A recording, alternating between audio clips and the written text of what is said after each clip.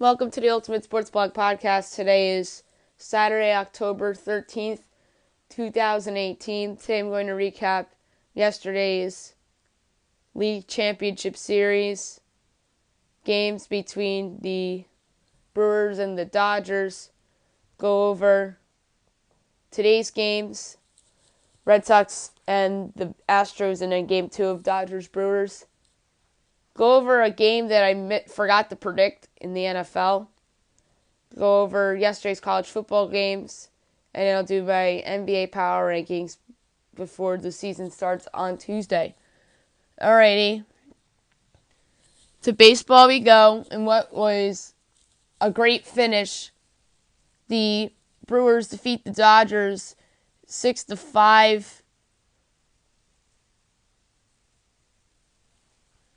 The Brewers now have a 1-0 lead in the series. Brandon Woodruff with the win, Clayton Kershaw with the loss, Corey Knebel with the save.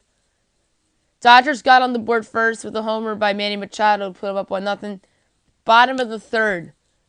And probably the most surprising home run of the playoffs by far so far. By a pitcher, Brandon Woodruff, the reliever / opener. Hashtag pitchers who rate. It's a 1-1 game. Also in the bottom of the third, sacrifice fly Martin Perez 2-1. Bottom of the fourth, pinch hit 2-run single by Domingo Santana 4-1 Brewers. Clayton Kershaw gets pulled in for a reliever. Ryan Braun RBI single 5-1. Bottom of the seventh, home run Jesus Aguilar 6-1. Top of the eighth, here come the Dodgers 2-run single Manny Machado 6-3. RBI single Matt Kemp made it 6-4. Yasiel Puig struck out in the big spot with 2 men on. Top of the ninth, RBI triple Chris Taylor made it 6-5. Justin Turner had a terrible game. He struck out 4 times, and I believe he was the last batter of the game who struck out at the end of the game. Today you have Game 2 of the series at 4 o'clock on Fox. Hazen Ryu and Wade Miley. This is a tough call because I took the Dodgers in 6. So you know what? I'm going to take the Dodgers here to bounce back and get the win in game number 2. Game 1 tonight from Fenway Park, Astros Red Sox. Great pitching matchup on here. Chris Sale and Justin Verlander. Tough call. I'm going to take the Red Sox here at home to win what I think is going to be their lone win of the series with Chris Sale on the mound and at home. So give me the Sox here at home in a low-scoring affair, maybe like a 3-2 Red Sox win. That's what I expect. Alrighty, college football. 3 games last night. Number 23, South Florida defeats Tulsa 25-24 on a game-winning field goal by Kobe Weiss. USF 6-0, Tulsa 1-5. So USF survives and is still unbeaten. San Diego State defeats Air Force 21-17. So the Aztecs barely hold on. They're 5-1. Air Force is 2-4. Utah kills Arizona 42-10. Huge win for Utah. They're 4-2. Arizona drops to 3-4. I forgot to pick one game on the podcast yesterday for the NFL, and that was the Cardinals and the Vikings. 1 o'clock on Fox. The Cardinals are coming off their first win of the year in San Francisco against the Jimmy Garoppolo-less 49ers. The Vikings are coming off a huge win in Philadelphia against the Eagles. The Vikes learned a few weeks ago that they can't look past a bad team. They, I hope, learn from that and get the win here at home. Minnesota 30, Arizona 17. You can't look past a bad team if you're a contender, and hopefully Minnesota learned that against the Bills. So 30-17 Vikings win. I'm going to take the Vikings to cover the 10 as the podcast play. NBA power rankings before the season approaches. I'm going to go from 30 to 1. I think number 30 is easy. It's the Atlanta Hawks. They're rebuilding. Nice young core. New coach. 29 is the Sacramento Kings. Another rebuilding team. Dave Yeager's still around. 28, the New York Knicks. Some new young assets with Kevin Knox and Mitchell Robinson to go. With Kristaps Porzingis, who is recovering from a torn ACL. Dave Fizdale's the new coach. He did a nice job in Memphis. I don't get why Memphis fired him. It was just stupid. After they fired him, their season went in the tank. 27 is the Orlando Magic. Another nice young core. Another team with a new head coach and Steve Clifford. Could be an improved team. 26 is the Brooklyn Nets, who have a nice young coach in Kenny Atkinson. Have some pieces, Jared Allen and Karis LeVert and Rondae Hollis-Jefferson is a nice little young core, but none of them stand out as franchise players. 25 is the Chicago Bulls, another team with a nice young core that's rebuilding. Lauri Markkanen, Zach LaVine, Bobby Portis, Chris Dunn. Fred Hoiberg, I'm surprised is still their head coach. I thought he was going to be fired last year. 24, the Phoenix Suns. They fired their GM about a week before the season, which shocked a lot of people. They got Devin Booker and DeAndre Ayton to build around. 23 is the Memphis Grizzlies. Still have their two veteran leaders in Mike Conley and Marcus Gasol. They retained their intern head coach in J.P. Bickerstaff. I don't think this team's going to be any good. 22 is the Cleveland Cavaliers. There's some people think that this could be the year 8 seed in the East. I'm not sure about that. I like Kevin Love, but I don't think he's a franchise player like he was in Minnesota. I think those guys are behind him, but I could be wrong. A lot of veterans on this team that might be a little motivated because people have wrote them off. A lot of veterans that know what they're doing, but I also think there's a chance that they blow this up and begin to rebuild and start to rebuild around Colin Sexton. 21 is the Dallas Mavericks, who are a team that some people think could surprise in the West. They added DeAndre Jordan. They drafted Luka Doncic. Dennis Smith Jr. in year 2. Dirk Nowitzki's last year in the league. Rick Carlisle's still in town. Number 20 is the Detroit Pistons. And a team that is in a weird spot. They traded for Blake Griffin a year ago. Dwayne Casey was brought in as a head coach. The case for them being your 8th seed in the East is Dwayne Casey and the fact that he succeeded with the Raptors the last 5 years or so. And they have Griffin, who could be healthy, could not be healthy. And there's just a lot of questions with the Pistons. Number 19 is the Charlotte Hornets. This is a team that I think has a chance to be the year 8 seed in the East. They did not have a good year last year. They fired Steve Clifford. I thought that was a bad move. The guy that they hired is James Borgos, who's a former assistant of Greg Popovich. Also, at one point was an intern coach with the Magic. I don't think he did a good job with the Magic. After they fired, I think it was Jack Bond back in 2014. But we'll see. They have some pieces. Kemba Walker in a contract year. 18 is the San Antonio Spurs. I think a lot of people are going to disagree. I think this could be a long year for the Spurs. They just lost DeJounte Murray for the year with the torn ACL. Derek White's hurt right now. Lonnie Walker's hurt, so they're short a lot of guards. DeMar DeRozan was swapped for Kawhi Leonard, and DeRozan's now a Spur. LaMarcus Aldridge has to have a big year, so does DeRozan. Pau Gasol, this is probably his last year in the league. And this could very well be Greg Popovich's last year. 17 is the Miami Heat, who are an interesting team. They're certainly a candidate to trade for Jimmy Butler. They have some nice players. Justice Winslow just got a contract extension. Josh Richardson, Does Hassan Whiteside have a bounce-back year? So a lot of questions with the Heat. Number 16 is the New Orleans Pelicans. You got Anthony Davis. My question is, can he stay healthy for an 82-game season? He did last year, but that was probably the only year where he was healthy a full 82. This guy is a top 5 player in the NBA, Davis, and he'll carry the Pelicans perhaps to the playoffs again. But my big fear for them is that they'll miss Rajon Rondo, and they really didn't replace DeMarcus Cousins properly. Their 3 best players or 3 of their best 4 players are big men, with Davis, with Julius Randle, and Nikola Mirotic. And Randle is coming off the bench. You can't play those guys together. That's my problem with them. Drew Holiday had a career year a year ago. We'll see if he replicates that.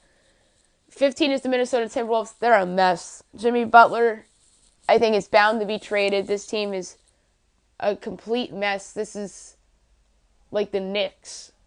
And that is such an insult to a team that finally made the playoffs for the first time in 15 years last year.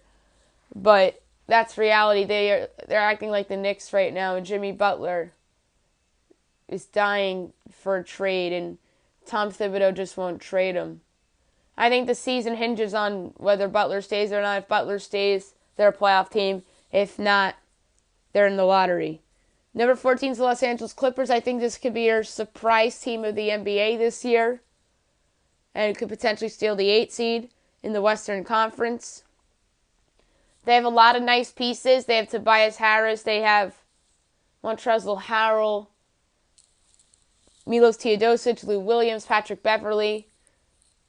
2 lottery picks in Jerome Robinson and Shai Gilgeous-Alexander. Doc Rivers is still the head coach. Doc Rivers doesn't want to tank, although you can make a case that's what they should do, but I do not think Doc Rivers will tank. Like I said, I think this could be your surprise team in the NBA this year. 13 is the Portland Trail Blazers. I feel like this team is being disrespected by a lot of people in the media. I think people are just overreacting to that terrible sweep of the New Orleans Pelicans. They still have the same team, and their 2 core guys of Damian Lillard and CJ McCollum. The loss of Ed Davis, I feel like people are overestimating, because I just don't think Davis is that great of a player. They still have Mo Harkless and Al-Farouq Aminu. You also got Yusuf Nurkic still around. I wonder if he'll have a bounce-back year. Terry Stotts has been a winner the last 5 years, too. Number 12 is the Washington Wizards. They added Dwight Howard to go with their young core. Or not young core, but their core with John Wall, Bradley Beal, Kelly Oubre, and Otto Porter Jr. They added Troy Brown Jr. in the draft. So this could be an interesting team in the East. Scott Brooks is still the head coach. Number 11 is the Indiana Pacers. Overachieved a year ago, led by Victor Oladipo. Miles Turner's potentially entering a make-or-break season for him. Domantas Sabonis is a nice young piece. I like the addition of backup center Kyle O'Quinn. Doug McDermott will help them off the bench.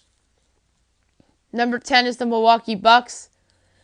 This is the year that Giannis Antetokounmpo is poised to make the jump into super-duper-duper stardom and steal the MVP away from LeBron. Mike Budenholzer's in as head coach. Chris Middleton's in a contract year, so this has the makings of top 4 in the East for Milwaukee.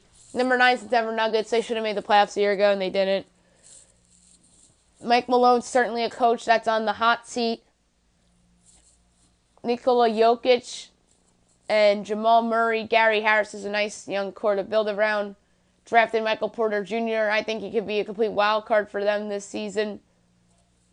Could go good and could go bad. We'll see. Number 8 is the Utah Jazz, a team that made the second round a year ago, upset the Oklahoma City Thunder in round 1. Donovan Mitchell and Rudy Gobert's a nice foundation to build around. Joe Ingles had a career year a year ago. They brought back Dante Exum and Derek Favors. Quinn Snyder is one of the best coaches in the league. Number 7 is the Philadelphia 76ers. Some folks out there think that they're going to take a step back this year. I certainly don't think so. You have Joel Embiid and Ben Simmons. Maybe Markelle Fultz has a breakthrough year. Certainly make a break for him too. JJ Redick's back. But where I think that they're in trouble is that they failed to replace, pretty much failed to replace 2 important bench pieces last year in Marco Bellinelli and Ersan Ilyasova. Number 6 is the Oklahoma City Thunder. This is a team that I think will be better courtesy of addition by subtraction of letting go of Carmelo Anthony. They brought back Paul George. Russell Westbrook might miss the start of the season due to I think it's a surgery. And you have Dennis Schroeder as your backup point guard. He's their new Reggie Jackson. Steven Adams is still around. Andre Roberson might miss the whole season. That's a big loss for them on defense. I certainly think this is a team that's a candidate to make a trade to make themselves better. Number 5 is the Toronto Raptors. They traded away DeMar DeRozan for Kawhi Leonard. That's obviously an upgrade. Kyle Lowry's still around. Serge Ibaka's still around. They're expecting some young guys to break out like OG Anunoby. They have a new head coach in Nick Nurse. This team has a real chance to be a top 2 seed in the East. Number 4 is the Los Angeles Lakers. I'm higher on this team than some other folks. LeBron James in the Western Conference, surrounded by a lot of young talent, should make themselves a top 5 team in the NBA this year. I love Lonzo Ball and Brandon Ingram. Kyle Kuzma was a steal in the draft last year, and so was Josh Hart. I think Moritz Wagner is also going to potentially be a steal for them in the draft. This team is just poised for big things this year. And I like some of their veteran additions like Rajon Rondo, who will help them defensively. I think he'll probably come off the bench for them, or could start some games if Lonzo Ball has to miss some time due to injuries. You also got Lance Stevenson, who could swing a game off the bench. JaVale McGee is going to be their starting center. That's one thing that I kind of scratched my head. I think that they should have retained Brook Lopez instead of getting McGee. But I wonder if they think that Brook Lopez's best days are behind him. That's very interesting. I think we'll learn that this season, depending on how well he does on the Bucks. Number 3 is the Houston Rockets, who had an interesting offseason. James Harden and Chris Paul is still around there. They acquire Carmelo Anthony. They get Brandon Knight and failed lottery pick Marquise Chris for Ryan Anderson and DeAnthony Melton. They also still have Eric Gordon on their team. They're certainly a candidate to make a trade to make themselves better. And Mike D'Antoni has done a fantastic job as head coach there. Number 2 is the Boston Celtics. Yes, I do think this is the second best team in the NBA over Houston. Their starting 5 is certainly the best in the East. And I'd say a smidge below Golden State with DeMarcus Cousins healthy. But you got Jaylen Brown, Kyrie Irving, Jason Tatum, Gordon Hayward, and Al Horford. Off the bench, you have Terry Rozier, Marquise from Marcus. I think it's Marcus Morris, Terry Rozier, and Marcus Smart. So that is just a lot of talent on that team. Brad Stevens is just a genius, and he's been a very good NBA coach since he was hired by Boston and got his teams overachieved the first couple years, and finally they're contenders. And Stevens deserves a ton of credit for this franchise being ahead of schedule. And they can thank Billy King for that too. And number one, the Golden State Warriors. Stephen Curry, Klay Thompson, Kevin Durant, Draymond Green, and DeMarcus Cousins is the best starting five in the NBA. They won't have Boogie to start the year because he's recovering from the Achilles injury. He'll be back in 2019. I think he'll be a big part of what they do. Andre Iguodala's still around off the bench. They signed Jonas Jerebko from the Jazz. I think he'll be a big piece for them off the bench. I think this team is poised to three-peat. I think there's a couple teams that can stop it, such as Boston, Houston, and heck, maybe even the Lakers or Toronto. Or Oklahoma City, perhaps. Or if even the Sixers make a trade to improve themselves. But they do have some competition this year, I think. But they're certainly the favorites, the three-peat. And that's it for the podcast today. Tomorrow I'll be recapping all the college football games, talking about some NFL.